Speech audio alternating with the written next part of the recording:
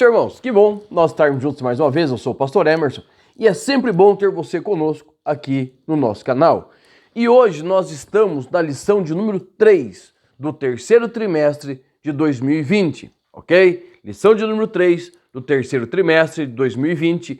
E hoje nós estaremos abordando o tema: o despertamento renova o altar. O despertamento renova o altar. Para você se situar, a nossa leitura bíblica em classe, ela se encontra no livro de Esdras, o capítulo número 3, versículos de 2 a 5 e também versículos de 10 a 13.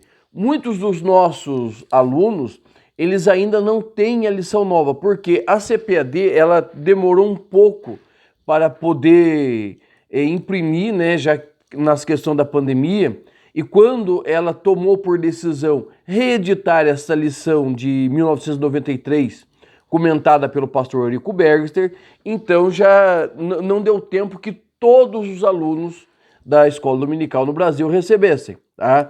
Então, para você se situar, fica aí a leitura bíblica em classe, que você vai compreender qual é o arcabouço desse nosso estudo. Então, o tema da nossa lição é: o despertamento espiritual renova o altar, ok? A palavra no hebraico para altar é misbaiak, e no grego, né, tanto no Novo quanto no Antigo Testamento, se usa a palavra altar. No grego é tusiasterion. Então as duas palavras querem dizer altar e elas têm o mesmo significado, aonde se deposita algo para se oferecer a Deus. Então, misbaiak e tusiasterion tem o mesmo significado de entrega. Então, o despertamento fala de renovar esse lugar de encontro, esse lugar de estarmos na presença do Senhor Deus. O nosso texto áureo é um texto muito conhecido nosso, que está em 1 Reis, capítulo 18, versículo 30, e diz assim: E Elias disse a todo o povo: Chegai-vos a mim. E todo o povo se chegou a ele, e reparou o altar do Senhor, que estava quebrado. Preste bem atenção nesta palavra: restaurou o altar do Senhor. Em hebraico é Rafá, Mesbaiak e Yehová. Tá? Rafá, Mesbaiak e Yehová. Esta palavra Rafá, ela tem um sentido direto, um sentido de cura, Tá? Então, quando a Bíblia vai dizer que Elias reparou o altar, a Bíblia está dizendo que Elias curou o altar. A palavra Rafá, né, nós usamos muito, Jeová Rafá, o Senhor que nos cura, é a mesma palavra. Fala dessa restauração profunda, trazendo novamente a saúde ao altar, tá? A Bíblia vai dizer que Elias reparou. Nós podemos entender que o altar estava quebrado, desfacelado. As suas pedras estavam jogadas em qualquer lugar, ao lado do altar de Baal que ele estava consertado. Nós vamos ver que os adoradores de Baal não mexeram no altar. Por quê? Porque o altar a Baal estava em pé, certo? Havia culto normalmente ali. Agora o altar do Senhor estava destruído. Então, o que Elias vai fazer? Ele vai restaurar o altar. Ele vai juntar as pedras, reorganizar as pedras. Mas ele vai fazer muito mais do que isso. Ele vai sarar o altar. Ele vai curar o altar, certo? Ele vai tirar aquele sentimento, né, de idolatria, aquele desejo de idolatria. Então ele vai curar Israel naquele momento. E é interessante nós notarmos isso. Então a palavra e reparou o altar do Senhor, no hebraico fica Rafá, Mesbaiac e Yehová, certo? E é muito interessante para nós compreendermos a profundidade disso. Porque você pode estar com um corte na pele e a pessoa vir e apenas costurar esse corte na pele. Mas ele não sabe que ali dentro ele entrou uma infecção, tá? Entrou algo que vai infeccionar.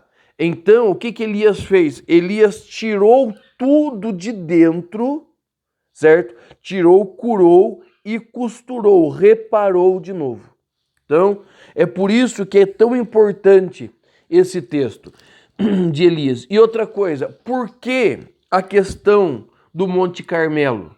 Porque naquela região do Carmelo tinha-se a ideia que era a habitação de Baal. Então, quando Elias vai restaurar, vai curar o altar de Deus que estava no Carmelo, era uma afronta direto à questão de Baal. Elias estava afrontando diretamente a Baal. E a proposta é simples, ó. Eu vou na casa de Baal e eu vou escolher os elementos que têm a ver com Baal. Baal era o deus da chuva, o deus da tempestade, deus do fogo. Então a proposta é essa, o Deus que responder com fogo, este é Deus. Beleza. Os adoradores de Baal faz todo aquele circo deles, esse corte e entra em transe. Então Elias pega, além de pedir fogo, ele manda que se traga água. Que se traga água para quê?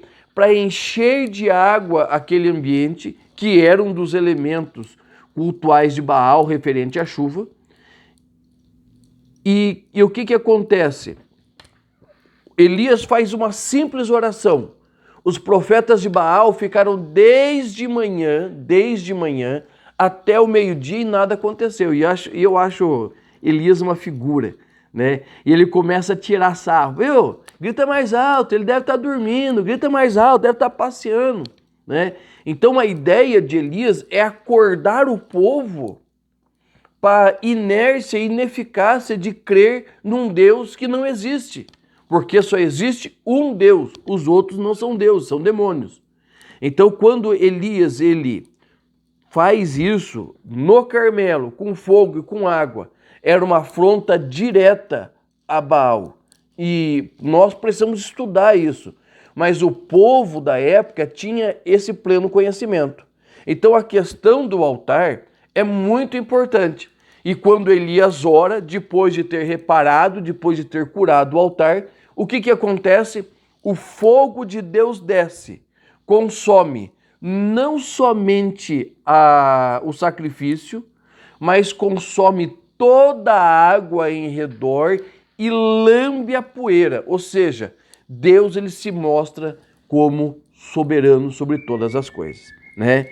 Então, a verdade prática é a verdade que nós devemos colocar ela em curso, deve ser praticada na nossa vida. Diz assim: Satanás jamais derrotará o crente cujo altar é constantemente renovado pelo Espírito, constantemente curado pelo Espírito, se nós usarmos o texto de 1 Reis 18:30. Porque o que acontece, irmãos? Todos nós sofremos ataques, todos nós sofremos investidas e muitas vezes nós saímos machucados e ficam marcas. Então, o que o comentarista, o pastor Eurico Bergster, está dizendo? Que quando nós permitirmos que o nosso altar seja renovado pelo Senhor, seja curado pelo Senhor todos os dias através do Espírito Santo, nós iremos viver uma vida de vitória. E é isso que todo mundo quer. As pessoas querem vitória, mas vitória tem preço e preço é altar, ok? O tópico 1 da nossa lição vai dizer assim: o despertamento conduz o homem ao altar. Os judeus sentiam a necessidade de acesso a Deus que o altar lhes proporcionava. Tá? O terror estava sobre eles por causa do povo da terra. Esdras 3:3. O altar, ele é muito mais do que simplesmente um lugar de sacrifício. Ele é um lugar de agradecimento, ele é um lugar de oração, ele é um lugar de certeza de resposta. E nós vamos ver isso, né, já usando também o tópico 2, aqui, né, todos os despertamentos genuínos começam com a restauração do altar. Quando nós vamos lá para Gênesis capítulo 8, nós vamos vendo Noé saindo da arca. A Bíblia vai dizer que Noé ele sai da arca, né? E quando ele sai da arca, o que ele vai encontrar?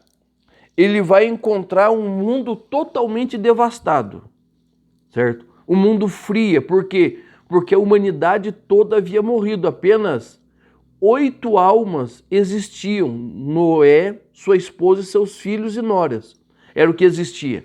Quando Noé ele sai da arca, quando Noé ele desce, põe o pé na terra e sai da arca, o que ele vai fazer? A primeira coisa que ele vai fazer. O que você faria? Né? A grande maioria de nós construiria uma casa, um abrigo, um lugar para que ele pudesse se esconder de chuva, que ele pudesse, né, se ambientar, começar a retomar o seu ritmo. Lembrando que não existia gente, não existiam animais, era um mundo totalmente frio e inóspito. Quando Noé ele desce, a primeira coisa que ele pensa, eu vou fazer um altar. Por quê? Mais importante do que um lugar para o nosso abrigo é um lugar para adorar ao Senhor. Porque quando nós adoramos ao Senhor, nós alcançamos dele favor, graça, misericórdia e tudo aquilo que nós necessitamos, o Senhor, ele coloca diante de nós.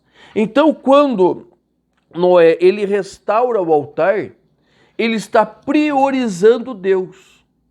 E aí nós temos uma excelente lição e aplicação para mim e para a sua vida. Né? O que nós estamos priorizando? Quando nós vamos lá para o livro de Ageu, essa é a resposta, essa é um questionamento do Senhor a Israel pós-exílico ali. Viu?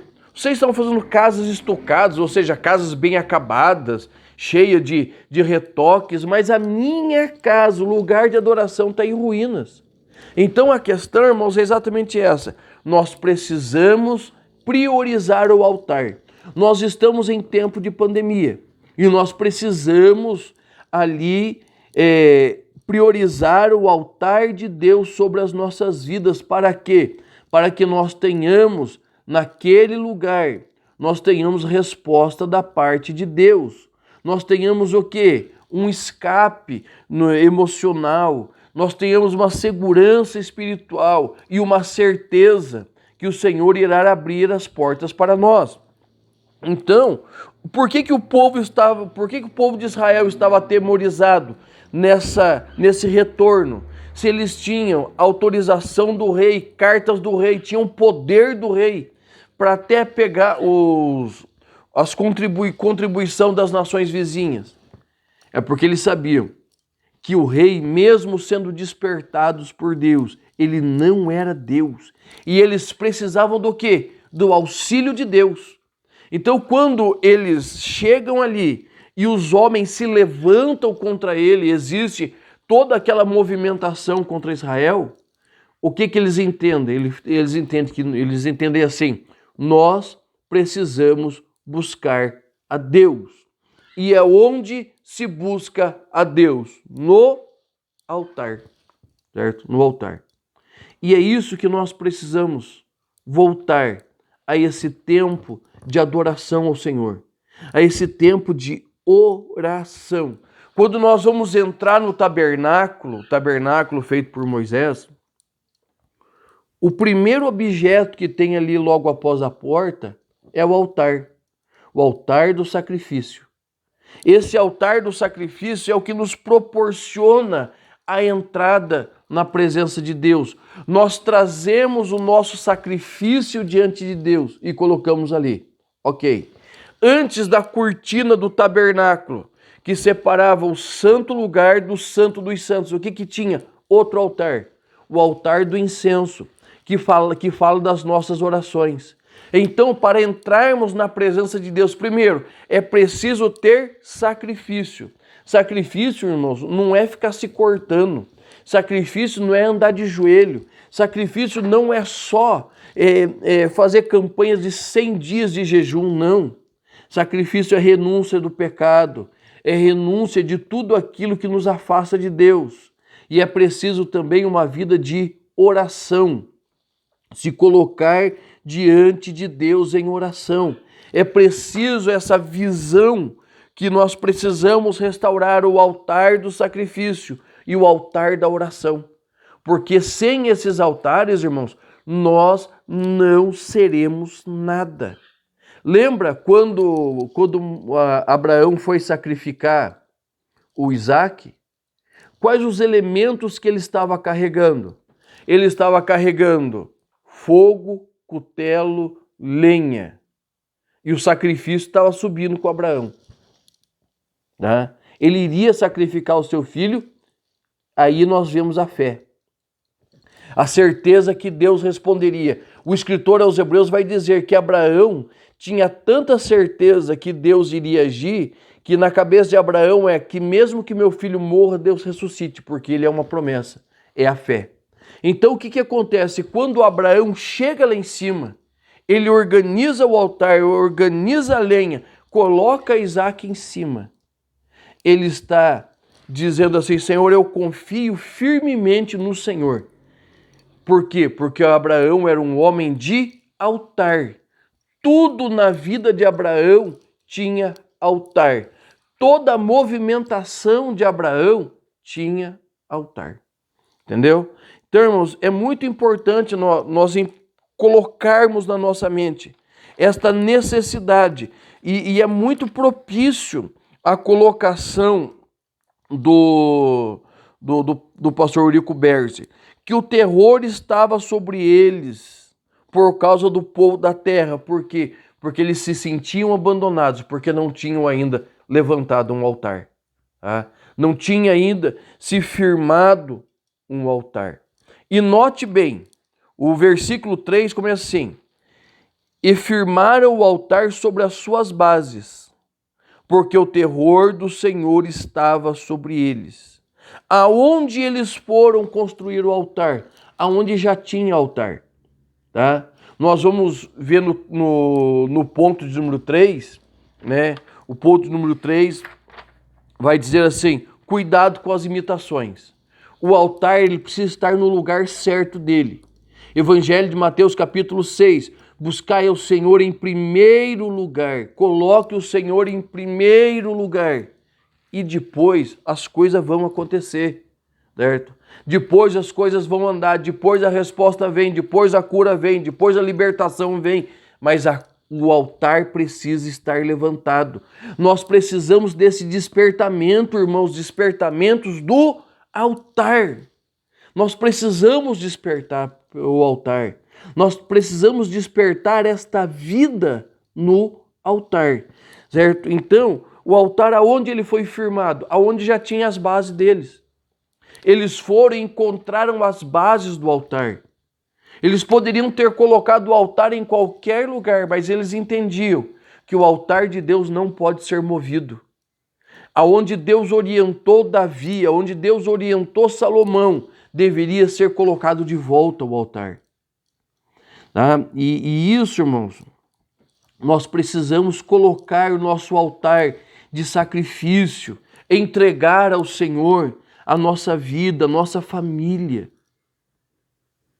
Nós precisamos colocar o altar na presença do Senhor, entregando ao Senhor tudo aquilo que é importante e é necessário, entregar ao Senhor aquilo que nos faz muitas vezes desanimar, entristecer. Colocar ali.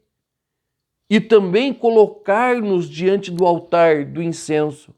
Uma vida de oração, uma vida que nos leva a buscar a presença do Senhor ainda mais. Tá?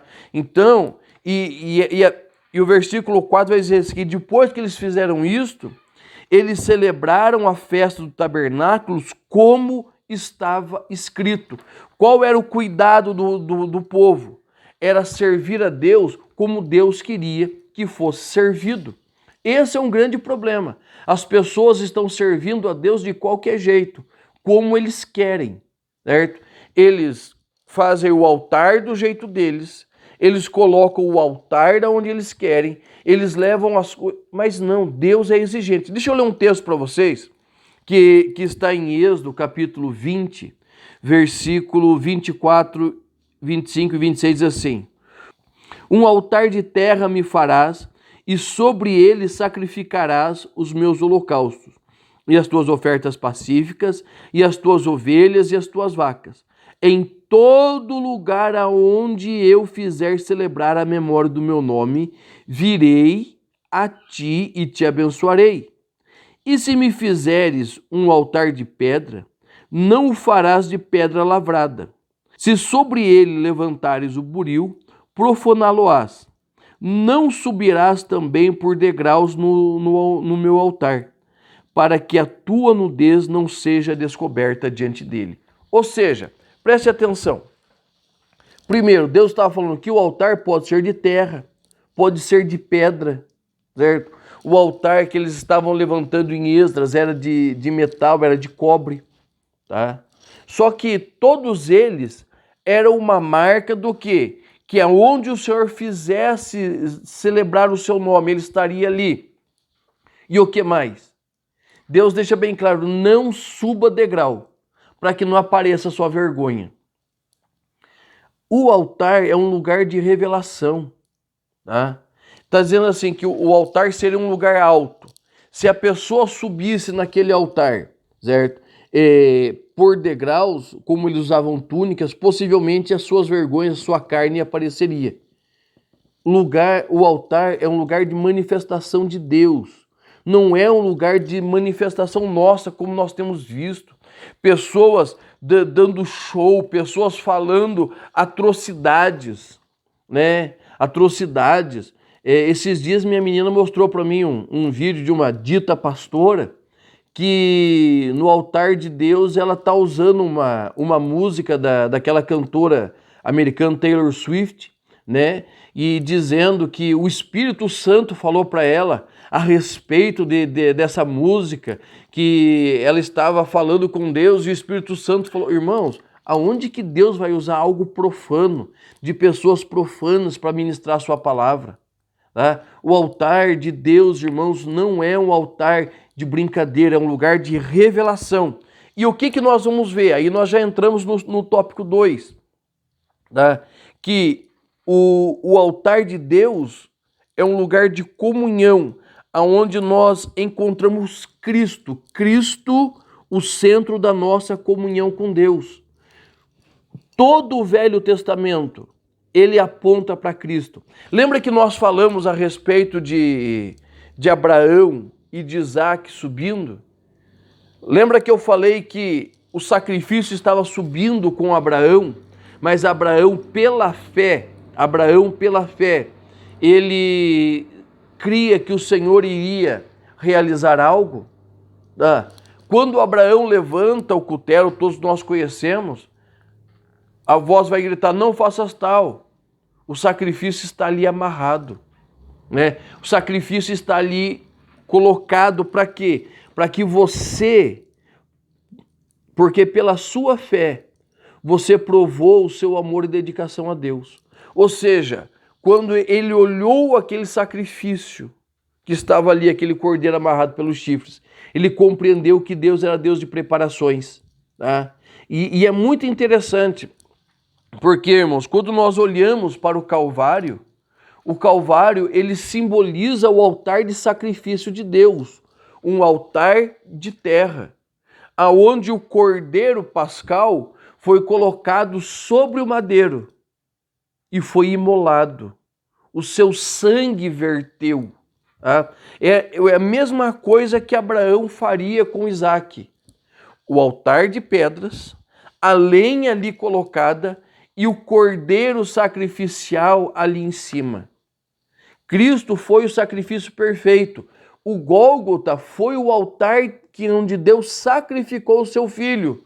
O altar de terra, o madeiro e o cordeiro sendo sacrificado.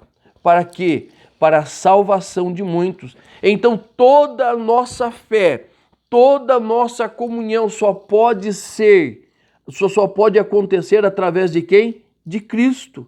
Por quê? Porque Ele se assemelhou a nós, Ele conheceu as nossas dificuldades, as nossas fraquezas, e em Cristo,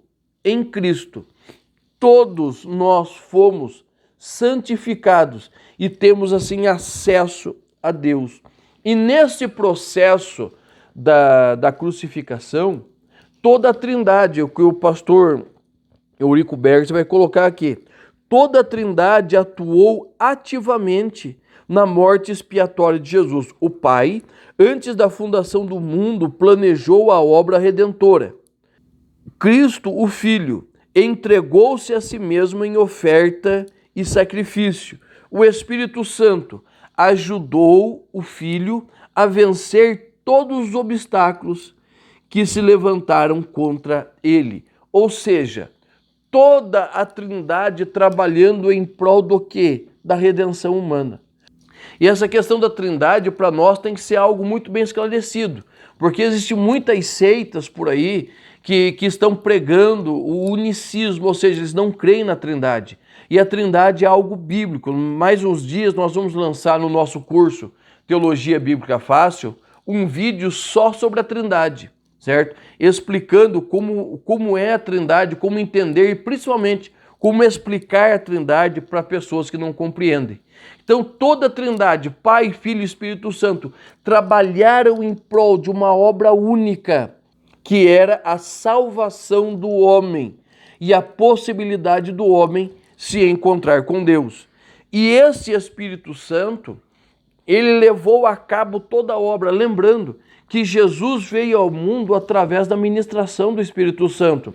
A Bíblia vai dizer que o Espírito de Deus colocou ali no ventre de Maria a semente que era Cristo.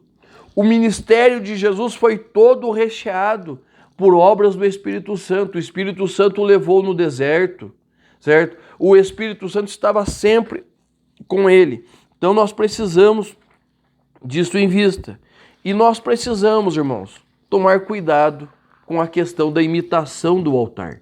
Nesse negócio da imitação, o comentarista pastor Eurico Bergs, ele vai usar o exemplo de Ezequias, que quando Ezequias começa a reinar, o seu antecessor, Acás, ele havia tirado o altar de Deus, que foi uma revelação de Deus, uma ordem de Deus, e tinha colocado ali o altar que ele havia copiado de Damasco, certo?